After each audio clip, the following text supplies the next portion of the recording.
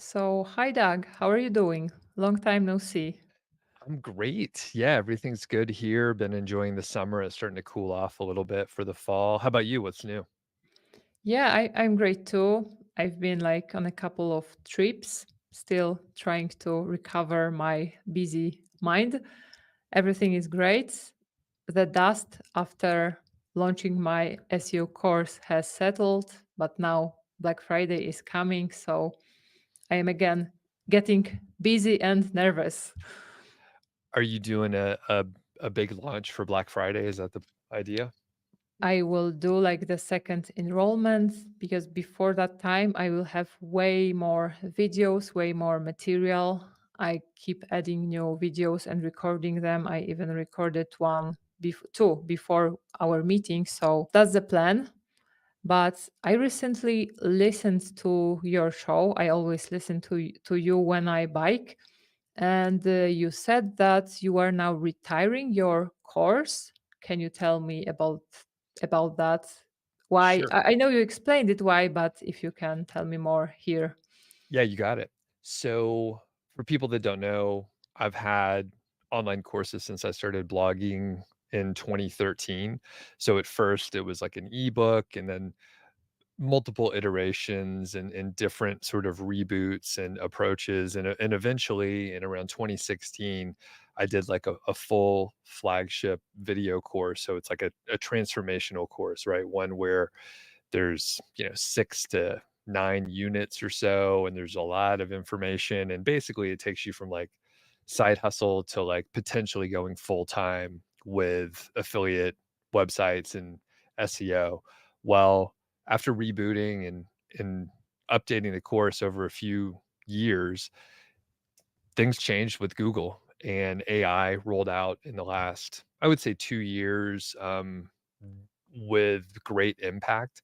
So, the course and the overall approach was not as effective. It was kind of a slow, decline, and then all of a sudden, it was very clear that, you know what? I wouldn't guide someone to approach it in the way that I was teaching because things have changed so much, and on top of that, I didn't want to teach any AI specific content because I knew that it was potentially shaky ground and maybe not a good foundation. It wouldn't have longevity. So I would sure hate it if someone enrolled in the course, started doing this AI bulk publishing, and then within a few months it was no longer effective and tools changed, and it wasn't something I wanted to do. So I decided a little over a year ago that I wasn't going to promote the course anymore. I would allow the people that were in it to continue using it and all that stuff, but I was like, I'm just going to not sell any more new enrollments. So that was over a year ago. And then as time went on, just running a business and cash flow, you have to be aware of the subscription software that you're paying for. And one of those was the course platform, which is very expensive. It's one of the premier, I think you use it as well, Yeah. Kajabi. And I still have the skeleton of an account over there. And I still would advise people, like, if you want a full marketing suite and a funnel and the course platform and the community and coaching, and you could even host a podcast over there. If you want all of that stuff, it's actually a better deal than paying for separate services. Maybe not best in class for everything, but it's pretty good for most things. And they've gone through some acquisitions. But anyway, I was coming up to either renew or not renew that expensive software. So I decided to just sunset the course, and I provided access for people through another platform, which is, I just put it in Google Docs and or a Google Drive and shared that. So anyway, people can get access if they want it.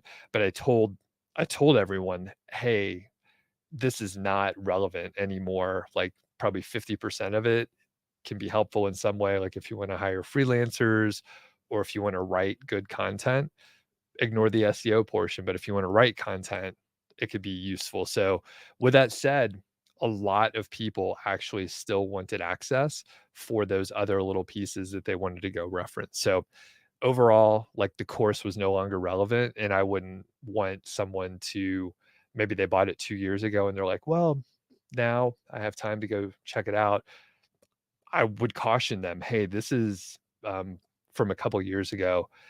Everything's changed." So, I'll pause there. Long answer to, Yeah. deciding to sunset it. Yeah, but can you tell me like a few examples of things that are no longer relevant that you were teaching in the course? I'm just curious.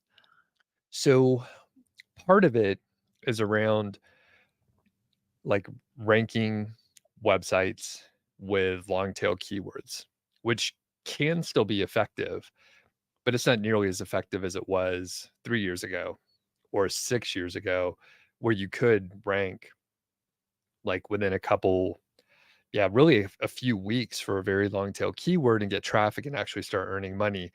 I think that's changed. I don't think you could rank that quickly for as many keywords. It's really more saturated now too because more and more people were doing it. On top of that, and things are still shifting, but, like, Yeah. big websites like Forbes were ranking for tons of keywords that maybe they didn't have business to rank for, and I think at the time where we're recording this, highly likely that Forbes got a manual penalty and people can read up on some of the really drama that went on around that, but that's just like a small thing, but overall, like, some of the main ideas might still work, but the timelines are much different and the overall effectiveness is much different. On top of that, people are getting information from different places. So if I'm telling people, "Hey, write this by hand and, publish 1 article per week for a quarter," other people are saying, "Hey, publish 15 articles a day, use AI." It's very confusing for a novice to sort through all that and figure out, like, is Doug working in the dark ages here? Like, is he telling us to write with a typewriter and, like, fax it in or something like that? So, there's just a huge disconnect on, like, what things are happening now and what's in the course. Makes sense. So you were, I think, the person who inspired me to finally launch my course. I've been planning on doing that for 5 years or so, but I never kind of had the guts to do it. I was maybe a little bit afraid. You gave me a lot of great tips. And I think thanks to you and your tips and the videos I watched on your channel, I think I can call this first course a success. But I have a few questions about your course. So, at this latest stage version, how many videos did you have in there? And how many when you started, if you remember, like more or less? It'll be a guess and relying on my memory, but roughly at the end, I think I had about 70 or 80 videos, and this is across, I think, 12 different units. So it's divided up a little bit, but roughly in that range. Roughly in that Uh range. huh. And in the beginning, I think I still had maybe 30 plus videos or so. Most of them are between 4 and 10 minutes long. So pretty, you know, short in length. I never covered too many topics and kept them moving pretty quickly. Occasionally, I would do like a demo video and it might be 20 to 30 minutes where it's an over the shoulder type video and it's it's more tutorial based versus like concepts and other stuff like that. And I'm curious how many videos do you have in your course in the beginning and do you have a target? Yeah, so this is something I think I'm struggling with a little bit because of my ADHD personality and attention to details and wanting to cover everything. So I started with 20 something videos, and some of them I think were longer than 20 minutes, but more or less it was the range. Now I think I have close to maybe 50 or so, and there are videos which are really like 40 minutes, 30 minutes. Some of them are longer and explain a lot of concepts because it was supposed to be about SEO auditing, but I started to get some questions from people in the course, and I decided that I will also record like entire module about SEO for people who do not understand all of those things. So like basic concepts, basics of technical SEO. And it kind of started to evolve, and Mm. I don't know where to put a stop because I could easily be doing that forever. And Yeah, yeah. Okay, so I have a great, uh, way to look at it. Before we get to it though, I want you to talk about the overall, like, course that you launched and the success of it, because we kinda glossed over, but I want people to hear, because really they could go back to interviews that we had maybe 2 or 3 years ago. I don't even remember when we connected, yeah. but we had a few, and I was like, you need to do a course." We would talk for an hour after an interview, and I was like, "Yeah, you should be a little bit more independent, and one of the best ways is, like, to sell your own digital products. Courses are a great way to do it, especially with the content you were doing." So, can you talk about, like, the success of the launch, maybe how many students, any other details that you could share so people can understand, like, how successful it actually was? Yeah, sure. So initially, I had an arrangement with the person in SEO that if I record the first version of the course and will be ready to pre-sell it by end of I think July, then they will be able to help me promote it, and they will do an interview with me. They will promote it to their very, very huge list of subscribers. And this was something that gave me this deadline. And I also knew there are a few other SEOs who want to help me with promoting it. So I decided, okay, so I will start pre selling it.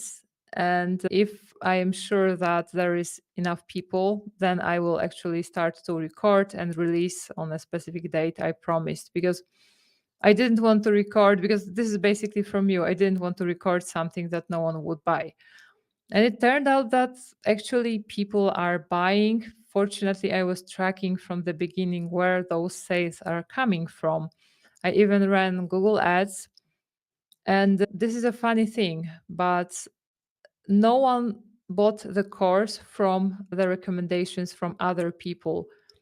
The people who bought the course were the people who have been following me for some time.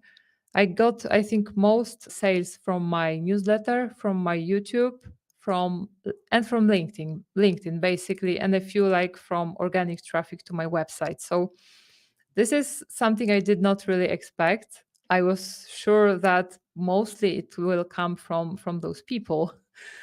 Mm. Mm, I ended up with, I think, close to 80 students, which is, I think, quite okay for the first course. I was ready kind of to fail with that one, but it turned out it went quite okay. And that's why I keep working on it and cannot really like find mm, this line where I should stop. No, that's amazing, 80 students, and, a couple observations with your audience that you've been building trust with for a couple years. Like, it makes total sense, like, they were ready to buy something from you. You probably occasionally had, ads or other things that you promoted, but generally, you were just providing, like, great value, and they potentially could hire you and then become clients or something. But this was a great way, because a lot of people they might even run their own business, but they can still, like, learn what you were trying to teach, which is, a high dollar, service and very profitable. So really, if someone could just sell 1 or 2 things that they learned from the course, like, they pretty much pay for the value, like, right away. So, yeah, 80 students is huge. I was a little surprised. I didn't, convert, I don't think, any students from my list, Yeah. and the thing is, So like, you've no been one. on. I had like around 5 people Uh-huh, helping me. and no one did? No one did, Wow, and I had Google Ads campaign, and I had a lot of clicks from that campaign, but no one interesting. bought the course. Interesting. Well, and the thing is, like, you've been on my show so many times that people would know you from that. So I was a little surprised because my list does know you, but it's going through a transition right now. So as I mentioned, like I retired my courses, I stopped even trying to sell them. And the people on my list, it's an interesting mix. So it's some side hustlers that maybe are just getting started, or maybe they haven't started yet and they're just like learning about working online in general. And then there's another set where they're like really advanced and they're really like business owners, or they're, creators, and they're peers essentially. So it's a weird sort of transition in with niche sites and content sites sort of dropping off the map, and Google updates are scaring everyone. It's not really a hot area. So I think like a lot of people on my list were just like, well, I'm not an SEO agency. I'm not really sure if, Olga's course is the right one for me, because I wouldn't even have anyone to sell to. So I was a little surprised I didn't convert anyone, but at the same time, like I can look back and connect the dots and kind of see why that was the case. I can double check if maybe it's changed because I got a few like new sales over the last few weeks, around 5 I think, because I didn't block it entirely. I wrote on my website that the course is closed, the next opening will be there, but still a few people bought it. So I may double check if it changed because Okay. maybe they came from you. It could be. It could be. Yeah. One other thing, so in the last couple of years, I haven't had many affiliates convert for my courses, but it was when affiliate marketing had sort of a golden age or something like that. It was roughly 2017 to maybe the end of 2018 or so, maybe 2019. But basically, I had a couple huge launches where affiliates brought in maybe 30 to 40% for like a couple launches in a row. And those were pretty big launches. And I would do them every quarter.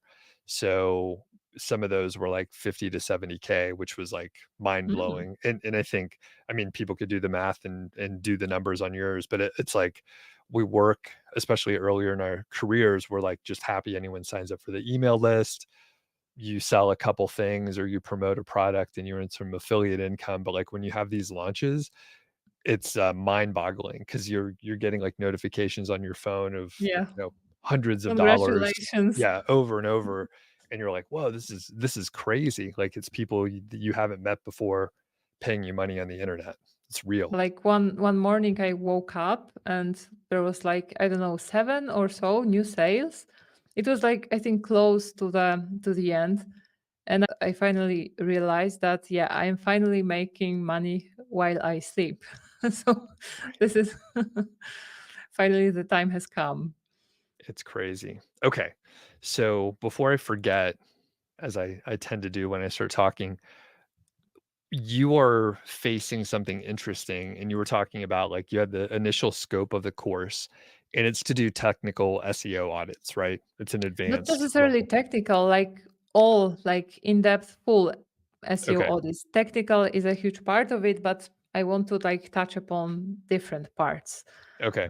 So there's a couple issues. Number one, if your course has too much stuff, it's like overwhelming for someone. So you were like, Uh-huh. oh, there could be hundreds of videos. That's probably too much. That's probably too much. I know you want to add a lot of value, but at some point, it's like it needs to be usable. And if it's hard to figure out what you need to study, then you run into an issue. So that the Okay. sheer volume becomes a problem. The other thing is your your courses should have like a specific scope, and it's, SEO audits. Some of the stuff that you're describing does fit into that scope, but other parts like, beginner SEO or some of those should be other courses, probably. Uh-huh. Like, if you could say the goal of this course is SEO audits, the goal of this course is to introduce SEO topics, that's different. And you could slice it and dice it however you want. Later on, you can bundle it together. Um, the initial 80 students, you can give them access, like they trusted you to buy this early version, and then you could just give them access to the newer stuff that you add if you want to. But I would say, like, you have the opportunity to, like, have multiple products, which is the real goal. Like, I retired all of my courses. I think I had 6, and it's a Mm. lot of them were small pieces. Yeah, but in this, for example, introduction to SEO, I think there are like 4, maybe 5 videos. So can 5 videos be a separate course? Yeah. So some people Uh-huh. call them mini courses, but it's just like a course that is smaller in scope. So it just does like the one thing that you're talking about. And it would Uh-huh. be cheaper. So instead of whatever the price of your course is, it would be like $100 maybe. Like the Uh-huh. smaller course, maybe it's $47 or 97. You could price it whatever you want, of course, and you could test, but essentially it's what a unit would be. So when I think about my course as a unit, maybe has like 3 to 5 videos or so on average.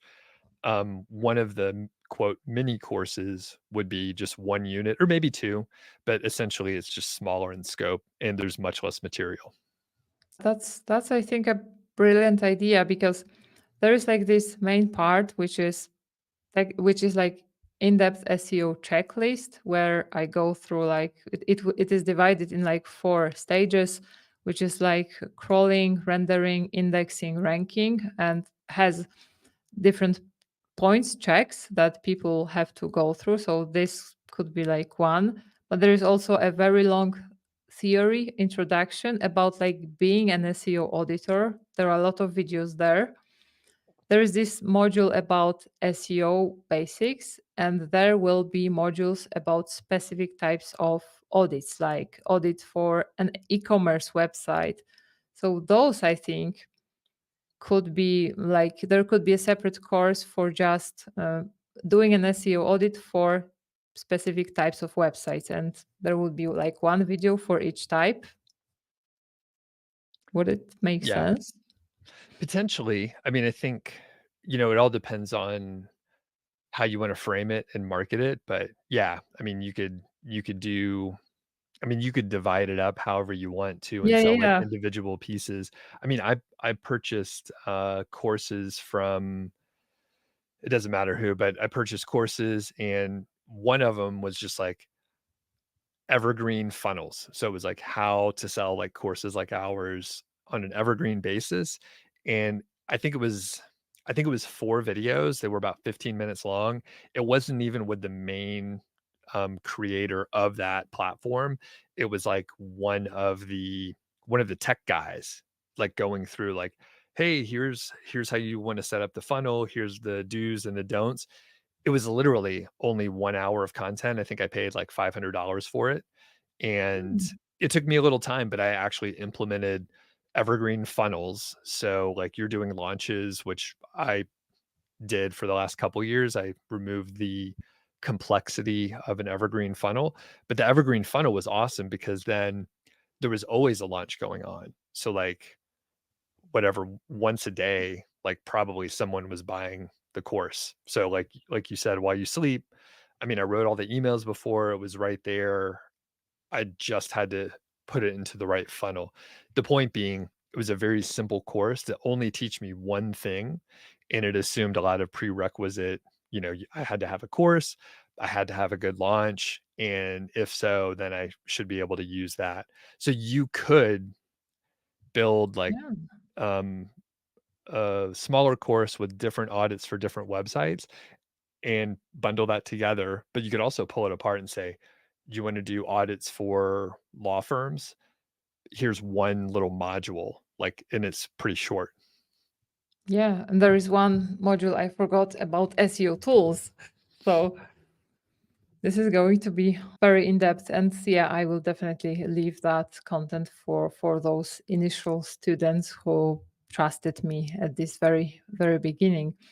Uh, can you tell me about the courses, about the mistakes you made, some things that you wouldn't recommend replicating? Mm. So I'll tell you, we haven't talked about this yet, but I had a podcasting, it was a workshop. Technically, it was a podcasting workshop. Do you remember getting the emails where I launched this? I don't, I don't know. Are you not on my email list? Come on, you gotta I sign up. am No, like I'm just on kidding. two my emails, I'm personal just and work. I'm just kidding. Um, well, I'm actually maybe this is a good example. So I here's a mistake that I made. It's a classic mistake. So I've launched a lot of courses and pretty much like since the beginning, they have converted pretty well. I've always sold even my very first one where I didn't know what I was doing. I think I had like 11 people sign up. So the last launch that I did, no one signed up. 0 people signed up. I did a full launch. I know how to Mm. launch stuff. I've launched, like I said, 6 or 7 courses. And if you look through everything, I've launched more stuff than that. And people always seem to convert. But in this case, it was like the wrong product market fit completely. And I kind of knew that it was a little bit of a mismatch, but I thought the sheer numbers would work out. So essentially, what had happened is I have an email list where people are most interested in building content and niche authority websites. So that's what it's been the whole time. There's some interest in SEO, and I was trying to promote a course and workshop on how to launch and run a podcast. So Oh yeah, I remember now. Okay, okay. there's some overlap in people that have successful websites, or if they have online courses, or if they're an agency, or if they run a software company, there's a strong chance they have an interest in starting a podcast. It's a great format, and a lot of people are more interested now than they were a couple years ago, and it just fell flat. And I had testimonials. I actually had run through sort of a beta group before with 3 people. They all launched their shows, like they're all doing good. The issue was all the people on the list basically were not interested in it. So it's like going in with a great deal and just trying to sell it to the wrong people. So I had to just decide, and I mean, I did it as a workshop because I was like, I don't want to develop the full course just in case no one buys. I want to make sure this is right. So I ended up basically just like nobody signed up. I didn't have to refund anyone. Like if only one person signed up, I might just refund them. So I just decided, hey, I'm going to close this off and I'm not going to do it. So that is the worst mistake you can make is wrong product market fit. And the one on top of that, which I haven't made this mistake, but I want to emphasize it, you should not develop a course until you pre-sell it. You need to make sure that people bought it, because if I spent 6 weeks writing all the scripts, recording it, editing, doing all this work, I would have been super disappointed. I mean, I was a little sad, but it was going to be fine because I marketed the course, but nobody bought it. So those are the 2 main mistakes. Yeah, makes sense, makes sense. So yeah, this was like the second one was the one I was the most afraid of. That's why I decided to go with that pre-sale stage, which Right. I think yeah, it was great and helped me believe that people can actually buy it. Yeah, and 80 is so many too. I think, what's that conversion rate, for you? Do you know from your email list, like, overall? To be honest, I don't remember exactly, but I would say that more than half, probably 60% is from email Okay. or so. And what conversion rate it is, I don't know, but yeah, but it is pretty much okay. Mhm. One thing that I've seen people do is after a launch, just one launch, they try to automate it. They try to put that in their email sequence, and it doesn't work that well. because they didn't Uh-huh. optimize it. So I spent really 2 years every quarter, I was relaunching and testing like 1, sometimes 2 little variables, whether it was something on the sales page or my approach with an email sequence in the launch. Maybe it was the pre-launch sequence. Maybe it was how long the launch was. So I was testing all this stuff, and I started with like a 14-day launch with a bunch of emails and went down to 7 and then 5. And then I tested what was in the emails and all this stuff really slowly over time and like improve the conversion rate over several launches. And only then, after about 2.5 years, then finally, that's when I tried to automate it a little bit and put it in the Mhm. evergreen funnel sequence. And it was only through like the optimization, but it takes a long time. Like the feedback loop is pretty long. And even if you sell well, you have to watch out for refunds, right? Yeah. Because if you're really good at selling, then you're going to sell it to people that don't need the product or don't want it, which is it could be okay, but I mean, really, you want to have successful students. But if you sell too well, then you'll end up with like too many refunds, and you realize, okay, it converts well, but at the end of the day, like it's creating a lot of refunds and admin work, and it actually costs you money to do refunds nowadays. So Yeah. like Stripe and PayPal, you could refund the Yeah. money, but you still have to pay for the fees, which if Yeah. you're selling something that's $1,000, like you're paying like 30, $40 for the processing fees. Yeah. Yeah, so a question here, like how long your sequences are and how often do you send emails while there's pre-selling, selling period, and overall when you are launching? Because I didn't set up any sequence. I was basically sending my weekly newsletter and a couple of dedicated, maybe two, three dedicated newsletters. I was too afraid that people would simply unsubscribe, and a lot unsubscribed. So that's, I think, good because they weren't interested. But I'm curious to learn your thoughts. So this was through a lot of testing. Could be a little bit different now, but I have shared this on some other like course oriented platforms and podcasts and stuff. And they nod and say, yep, that's what we've arrived at too. So I like a 5-day launch. 5-day launch. I send 6 emails, 1 each day and then 2 on the last day. At the end of the Okay. last day, I usually send one about 6 or 8 hours before the doors close. That way, I can just say, "Hey, reminder, it's closing, like, take action, there's scarcity."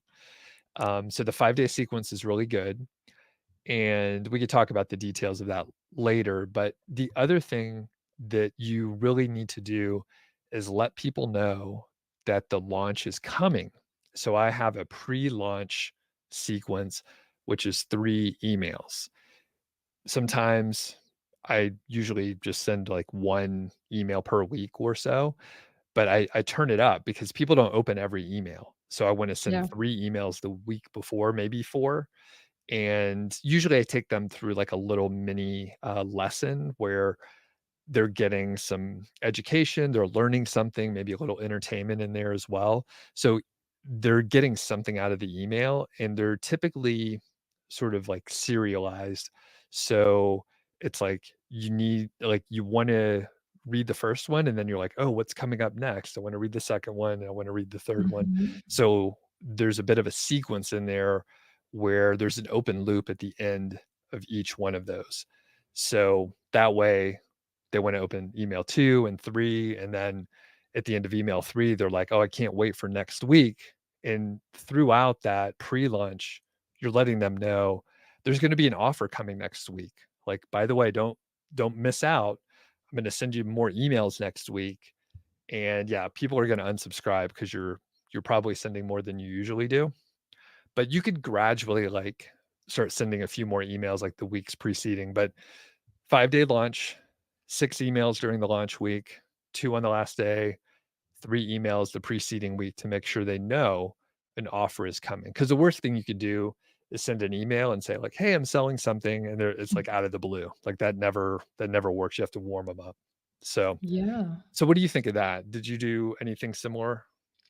Not really, nothing similar. I'm using ConvertKit. You also use it, Kit, I think it is now called. There are like sequences, a lot of templates. I haven't used any yet, but this time I want to be like more conscious about it and more strategic. So I will probably use some of your guidance. But have you ever counted like how many unsubscribes in total you had after one launch, or more or less? Ooh, I'm sure I counted at one point, but then I stopped I stopped looking or whatever.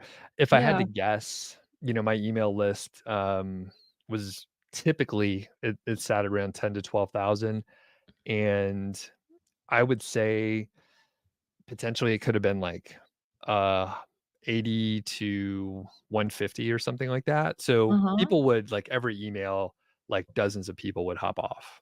Okay. So yeah, so this is like similar, I think, to Mhm. what I have. Yep. And to your Okay. point, like, you want to get them to make a decision, and it's either like, "Hey, I don't want these emails anymore." That's the worst scenario, but the thing is, like, if they don't wanna read your normal content because 'cause you're providing a ton of free value, right? You're not selling constantly, like, some Yeah. email list, it's like every 2nd or 3rd email, they're selling something. So, people can decide to, "Hey, I'm gonna ignore the emails for the rest of the week, and I'll pick back up later." So Mm-hmm. so yeah, if they unsubscribe, no big deal. Yeah, makes sense. And what about the sales page? Can you share like your best practices, like your thoughts on how to create it, how to design it? Because I didn't really plan this. I did it like intuitively. Mm, Probably a lot of things were wrong. I read some tutorials, but I don't know if they were really the right ones to read. And I also like worked with ChatGPT, obviously. obviously, yeah. So, I would have to look back a little bit, but there's a couple key pieces that I could highlight, and I'll mention that most software, and I'm pretty sure Kajabi, I just used one of their templates, they have, like, every section that could be Yeah. used for a sales page, and it's very thorough. And the sort of key things that sometimes people forget or that maybe they should add a little bit more of, one is, testimonials. So that's one thing you'll be able to add now that some people have gone through the course material, and I like to have different avatars. So not just have testimonials, but have, like, the single mom, the IT professional, the digital nomad, fill in the blank, right? The people you Yeah. know in your audience, you wanna show them someone that's similar to them, because then they can imagine that they are doing it. Yeah. So, Makes sense. diverse testimonials, a good guarantee, and that removes risk, right? You wanna make sure they feel like it's a reversible thing. If they run into any issues, if they're not happy for any reason, they can get a refund. A lot of times people will set it a little bit too short, and you wanna make it, like, so good that it shows that you're confident about the material. So I would say at least 30 days, like, I think I often did 60 days. So it's just like, if you're Mm. not happy, I put some fine print in there, right? Because if people were jerks, I wanted to honestly, I wanted a way to say, like, "No, no, like, I'm not gonna do it, you were a jerk." Um, I rephrased it, but that was the idea. So you could put some fine What print. were those situations where you wouldn't refund a person? Oh gosh. Apparently I'm really good at just, like, getting rid of memories that I don't like, because I used to really hold a grudge more. So I want to say sometimes people were just rude in their email, so they would ask more questions than normal, right? So they would ask more questions than normal in a pretty rude way, and then I would try to help them, and they would continue to be rude, and then eventually they would ask for a refund, And oftentimes, so the fine print is you had to at least like go through some exercises. Like you had to try to do some of the work because some people will look at it and they'll be like, "Oh, I already know how to do this. There's no value here," and they wouldn't do any of the exercises. They wouldn't create any brainstorming spreadsheets or whatever.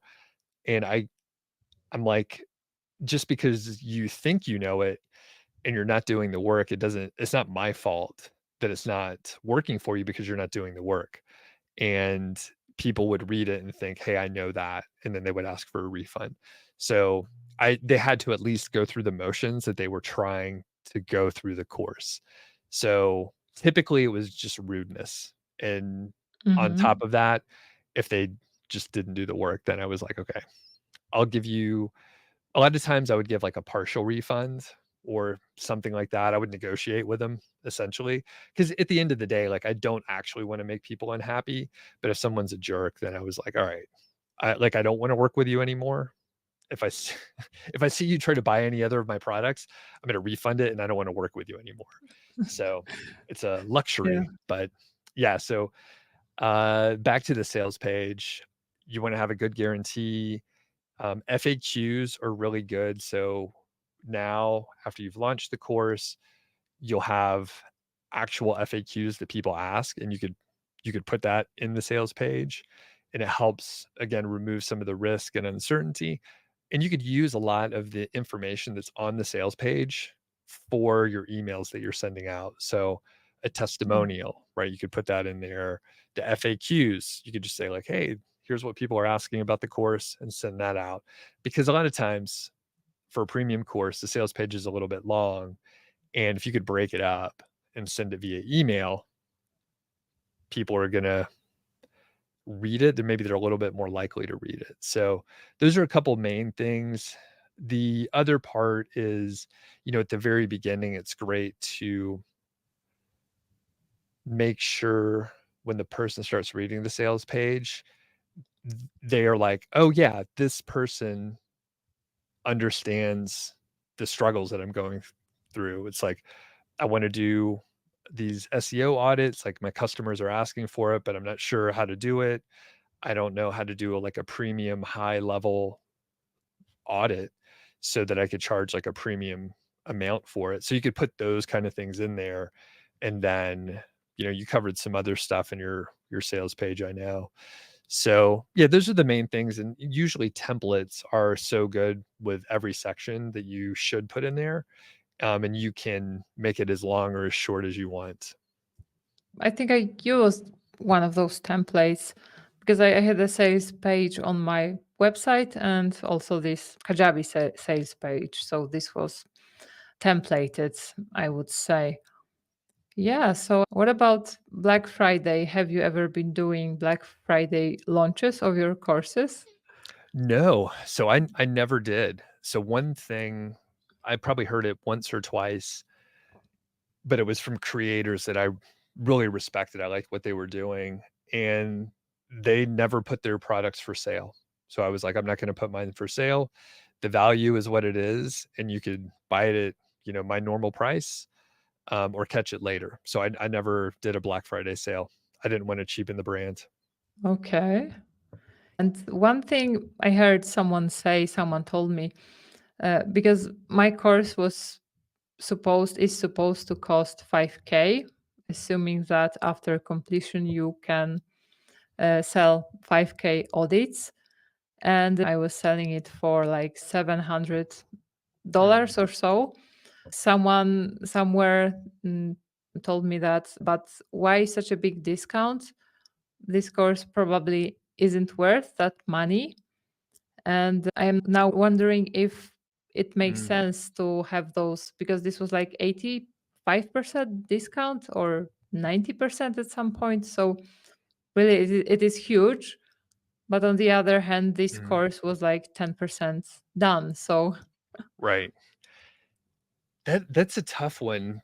It depends on who you're selling it to, because if you're selling it to, say, a very, very large marketing agency, they would be like, "Oh, $5,000 course. Okay, that fits in our in our budget, like we'll buy that. That's not a big deal. But if it's individuals, then $5,000 is a lot.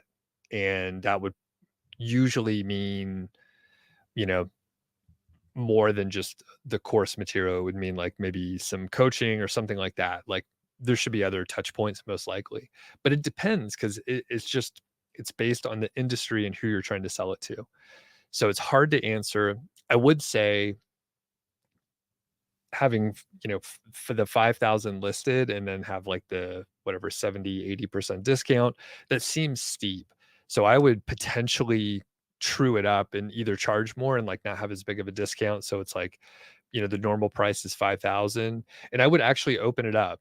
So like if people want to buy it at 5,000 when you're not launching, like I never wanted to misrepresent like what I'm selling it for. So if I say, Mhm. "Hey, the normal price is 5,000," I would actually list it for 5,000 for a Makes portion of sense. the time. And then whenever you're actually launching it, then you could say, "Hey, I'm doing a launch right now. It's like a live cohort that's gonna come through, and it's $2,500," or something like that. Yeah. So and of course, that'll completely impact your conversion rate because now it's like a different level of audience. So it's like, I mean, you may have 10% of the people purchase it, but you're charging a lot more. So it can make a huge, Yeah. huge difference, or you end up with about the same revenue at the end of the day, just fewer students. Yeah, Yeah. very good point. So I have another Yeah. question. Mm. So you have now retired your courses. So what are you now focusing on? What is now your focus in for generating revenue? Is it like YouTube or Mm. podcast or what?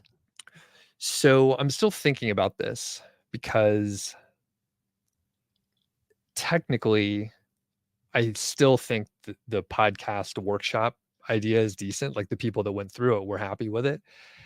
However, I am at a spot where I'm like, "Do I want to do that? Do I wanna try and build an audience in the podcasting space and, like, try to run workshops?" I've had other people, like, refer other folks to me, and people are interested.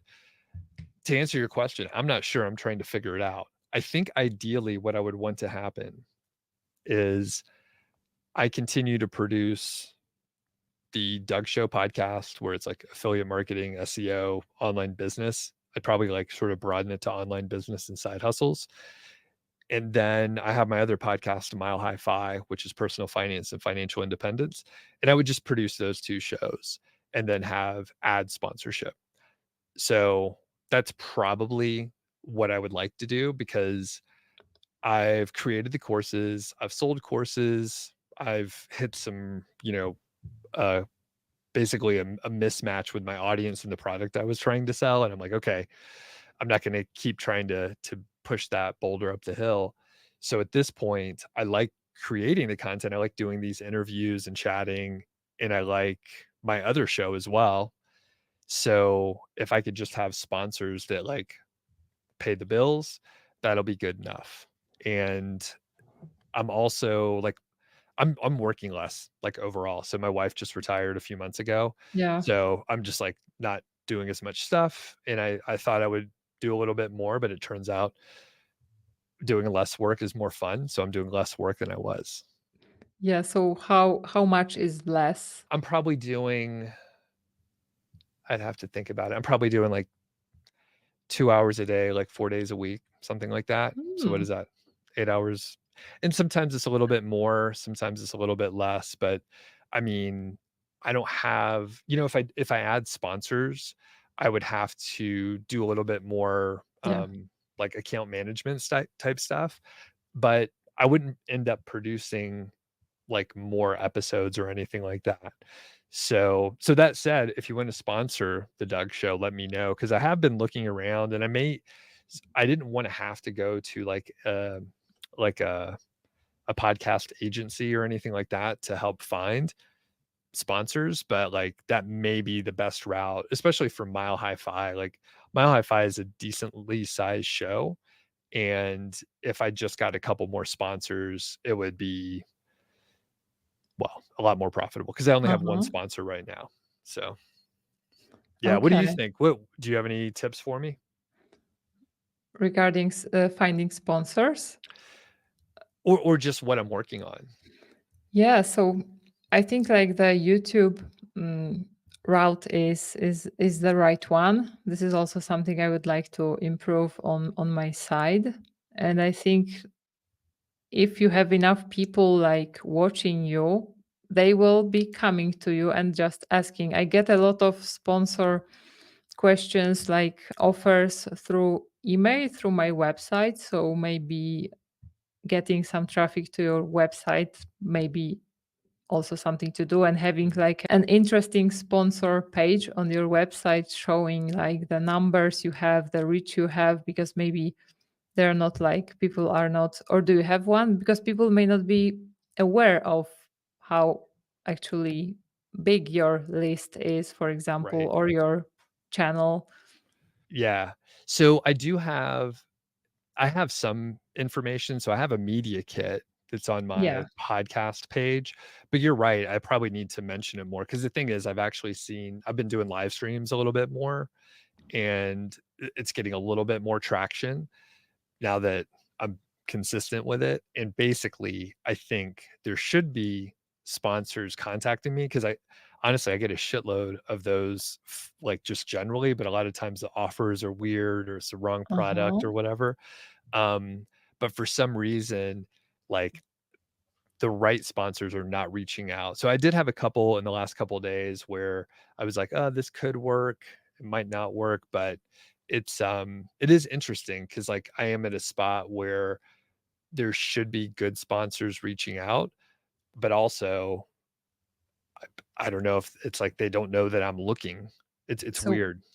maybe you could like focus the channel a little bit in one direction, like I don't know, maybe make it more about SEO or seem like that, because for me it is like only people, tool owners, only like Mm, SEO people from the SEO crowd that are reaching out to me. So maybe that's right. something, or you can record a video about the fact that you are looking for sponsors. Right. I do you know what? I probably should do that. I often mention it, like, while I'm doing a live stream or, like, at the end of an episode, so it's like if people miss it, they don't hear it, or, I mean, people might be like, "Ah, he's usually talking about niche sites," which I would say I end up talking about a bunch of other stuff. I've shifted around a little bit, but yeah, it has actually, it's been more difficult, and you've done a few introductions for sponsors that work with you, and those haven't come through yet, so I was just like, Uh-huh. "Ah, interesting," and some of the companies I've even worked with in the past, I've seen some sponsorships on your newsletter, and I Oh. was like, "Oh, I've worked with, like, Mangools," uh Uh-huh. yeah, Yeah. I've worked with them for a few years, but, Oh. yeah, and I was like, "Oh, that's cool." I saw they had an They ad of reached yours. out to me, I think, through LinkedIn. Yeah. Okay. And it may just be the channels, and back in the day, people were on my list, and then they would email me to sponsor have a spot or a video or something like that. So, anyway, I'm in a rebuilding portion, and I think it'll be I if I keep getting, like, good views on the live streams, I think that will be a good route because for some reason, I don't know if you've done many live streams, No. Google definitely favors the live streams, like, they get Oh. favored in the algorithm. So if you're doing something, like, you'll get pushed more stuff, especially while you're live. Okay, I did just a bunch, but yeah, maybe that's something I will be doing. I am still in this phase when I prefer pre-record, edit it, because like on the live stream. But on the other hand, live stream you just stream it and it's done. Yeah. Way Yeah. less work. It's, yeah, it could be a mess. It could be a real mess sometimes, but typically it's been okay. Uh-huh. Well Okay. well So well, I was gonna ask you really quick, I know we're probably coming up towards the, end of time. Yeah, so what do you think you're gonna do for Black Friday? Like, like I said, I am I never put my stuff on a discount. So are you gonna do like a big discount or what are you thinking? I think I will do another like enrollment. There will be a discount, but it won't be that huge because there will be like 3 times more videos in the course. So let's say the course now will be worth about 3K, assuming the number of videos it has. So maybe I can discount it to like 2000 or something like that. I will try to like make some calculations. So because now the course is there, people are not paying for something that I will create. So that I think should be priced more highly. And Black Friday, everyone is like in this buying mode. So I will try. I'm just curious to see how it works on Black Friday as well. Like, will it be better, worse? Right. One one other suggestion, I don't wanna give you too much stuff, but you do have time to figure this out. Hmm. So, typically, from the very beginning, I always launch with 3 different, um, packages. So you have, like I did basic, advanced, and premium, and that way you have 3 different price points. So, if you could figure out how to do different packages, that would help a lot. And what it does, it gives people a cheaper option if that's what they can afford.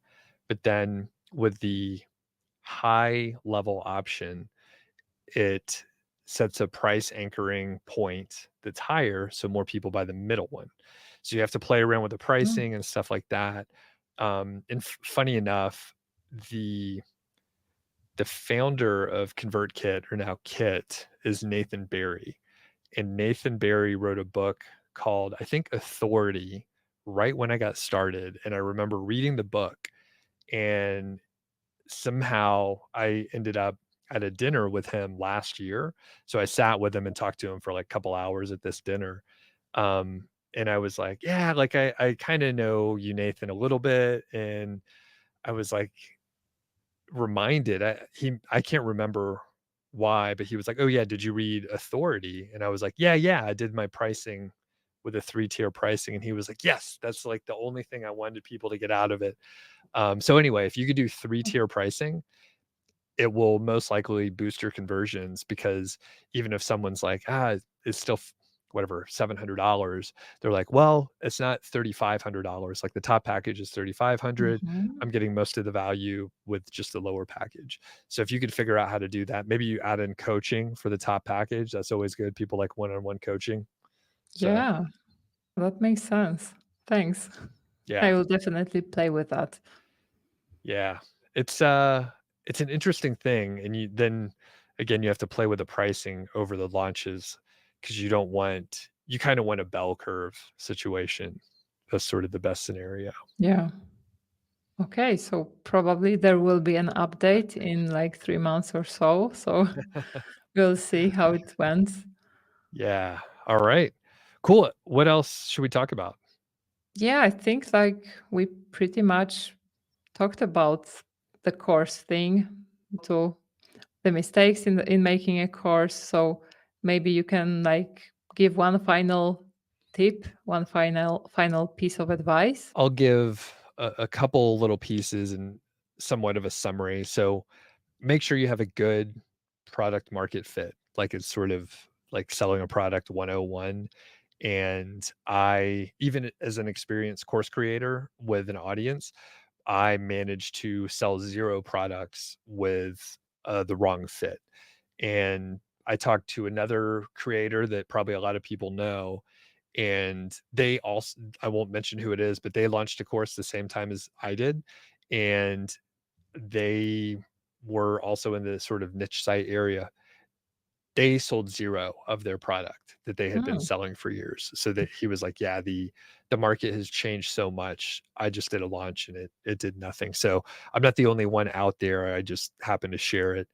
And the other thing is like courses are great. Like you as we're talking, like I'm telling you, you could basically make any decision you want. You could have multiple tiers, multiple price points.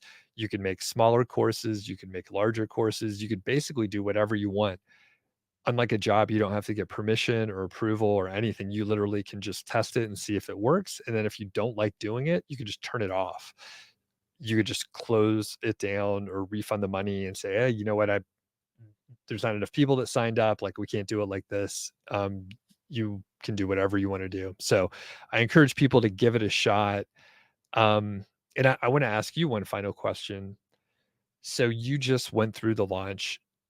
You asked me about lessons learned, any big mistakes. So did you make any mistakes, that you're sort of fresh off of, that you know you're gonna correct for this next launch?